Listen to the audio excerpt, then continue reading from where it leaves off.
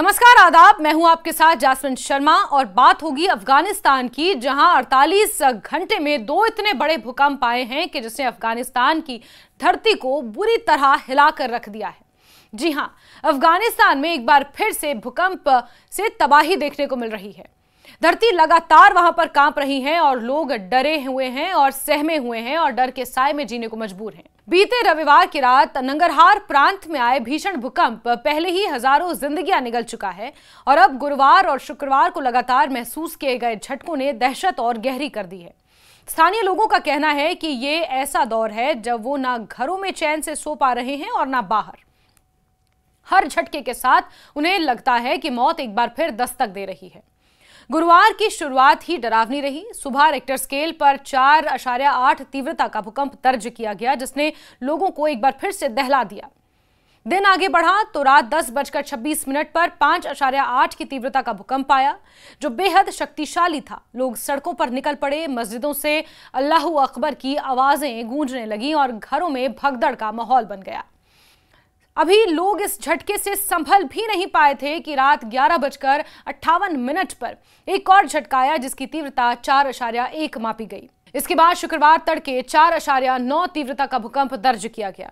यानी एक ही दिन और रात में कई बार धरती हिली और लोग पूरी तरह हताश और भयभीत हो गए। ये सारी दहशत उस समय और गहरी होती जाती है जब लोग महज कुछ दिन पहले के उस विनाशकारी भूकंप की याद करते हैं, जिसमें अब तक 2200 से ज्यादा लोगों की जान जा चुकी है और 3600 से ज्यादा लोग जख्मी हैं। 6.3 तीव्रता वाले उस भूकंप ने नंगरहार और कुनार प्रांत में भारी तबाही मचाई थी। ये भूकंप इतनी कम गहराई, सिर्फ 8 किलोमीटर नीचे आया था कि इसका प्रभाव भयावह साबित हुआ। हजारों घर ताश के पत्तों की तरह ढह गए और पूरे के पूरे गांव जमींदोज हो गए। लगभग 6,700 घर पूरी तरह खत्म हो चुके हैं और करीब 84,000 लोग प्रभावित बताए जा रहे हैं।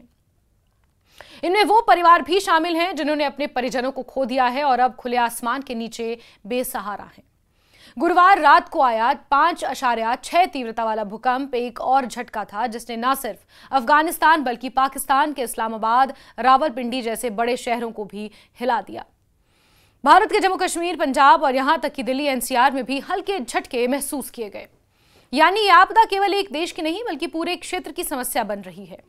अमेरिकी एजेंसी यूएसजीएस ने इसकी पुष्टि की है कि भूगर्भीय गतिविधियां लगातार तेज हो रही हैं और झटके बार बार आते रहेंगे।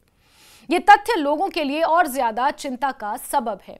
डिपार्टमेंट ऑफ यथार्थ विज्ञान यानी DYFI के अनुसार भूकंप की तीव्रता 7 तक दर्ज की गई, जो हल्के से मध्यम झटकों का संकेत देती है। जलालाबाद और आसपास के इलाकों में घरों से लोग चौंक कर बाहर निकल आए। कई घरों की दीवारों में दरारें आ गईं और बर्तनों और सामान के गिरने जैसी घटनाएं भी सामने आईं। राहत की बात हालांकि ये रही कि इन आफ्टर शॉक्स के दौरान बड़ी क्षति की कोई खास खबर नहीं मिली, लेकिन डर अब गहरा बैठ चुका है। विशेषज्ञों ने यह साफ चेतावनी दी है कि लोग सतर्क रहें और जब तक हालात सामान्य ना हो तब तक खुले स्थानों में ही रहें। इस भूकंप के बाद राहत और बचाव कार्य बेहद मुश्किल हो गए हैं। कई जगह भूस्खलन ने सड़कों को बंद कर दिया है, जिससे मदद देर से पहुंच रही है। आपदा प्रबंधन टीम लगातार जुटी है, लेकिन गांव तक पहुंचने में देरी हो रही है। कई क्षेत्रों में लोग अब भी मलबे के नीचे दबे हो सकते हैं, ऐसा माना जा रहा है। चट्टानों के खिसकने और लगातार आफ्टर शॉक्स के कारण राहत कर्मी खुद भी खतरे में काम कर रहे हैं। ऐसे समय में भारत ने अफगानिस्तान के साथ खड़े होने का ऐलान कर दिया है। विदेश मंत्री एस जयशंकर ने कहा कि भारत इस कठिन घड़ी में अफगान जनता के साथ है और लगातार मानवीय सहायता भेजी जा रही है। दवाइयां, टेंट, कंबल, जरूरी सामग्री भेजी जा रही है। पड़ोसी देश भारत के इस कदम से अफगानी जनता को उम्मीद की एक किरण जरूर मिली है, लेकिन सवाल यह है कि जिन परिवारों ने घर, प्रियजन, जीवन का आधार खो दिया है, उनके लिए कितनी भी मदद इस गहरे दर्द को कम नहीं कर सकती।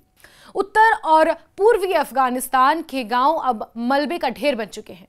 बच्चों की रोने की आवाजें, मलबे के पास बैठे परिवारों की चुप्पियां इस त्रासदी की असली तस्वीर है। अफगानिस्तान एक बार फिर इस सवाल के सामने खड़ा है कि प्राकृतिक आपदा के सामने उसकी तैयारी कितनी कमजोर है। अफगानिस्तान उस तरह की आपदा का सामना कर रहा है, तो अगर हम बात करें जम्मू कश्मीर, उत्तराखंड, पंजाब और हिमाचल की, यहां पर भी कम त्रासदी नहीं है। तालिबान सरकार के पास संसाधनों की भारी कमी है और राहत कार्य अंतर्राष्ट्रीय मदद पर ही टिकी हुई है। इस तबाही का सामना करने वाले शहरों में जलालाबाद भी शामिल है, जहां सिख गुरु नानक ने दौरा किया था और इस शहर में गुरुद्वारा गुरु नानक दरबार स्थित है। वर्तमान में अफगानिस्तान में रहने वाले हिंदुओं और सिखों की सटीक संख्या उपलब्ध नहीं है। यूरोपीय संघ एजेंसी फॉर एसाइलम के अनुसार 1970 के दशक में इनकी संख्या 7 लाख से अधिक थी, जो 2021 के अंत तक घटकर लगभग 150 रह गई। सिख और हिंदू संगठन की वेबसाइट पर एक पोस्ट के अनुसार 2019 में अब भंग हो चुके अफगानिस्तान के स्वतंत्र निर्वाचन आयोग ने देश भर में 1105 सिख और हिंदू मतदाताओं को दर्ज किया था, जिनमें से 759 काबुल और 342 नंगरहार प्रांत और केवल 4 हेलमंद में थे। लगातार झटकों ने लोगों को मानसिक रूप से भी बीमार कर दिया है। हर हल्की सरसराहट लोग डर रहे हैं, बाहर भाग रहे हैं, रातें जाग कर बिता रहे हैं और दिन मलबों के बीच बचे खुचे सामान को खोजने में। हालात बताते हैं कि आपदा केवल कुछ दिनों की नहीं रही, बल्कि लंबे समय तक लोगों की जिंदगी को प्रभावित करेगी।